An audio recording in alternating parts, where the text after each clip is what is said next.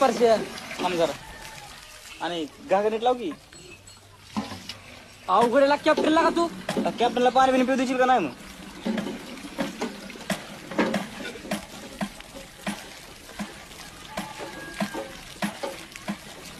काय गेली ती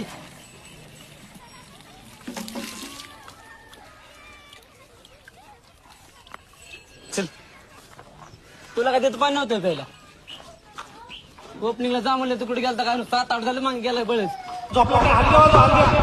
गावचं युवा नेतृत्व घाणे वागून पंचक्रोशीत ज्याची ख्याती आहे असे आमच्या मंडळाचे आधारस्तंभ महाराष्ट्राचे भविष्य प्रिन्सदादा पाटील यांचं आगमन मैदानात झालं आहे.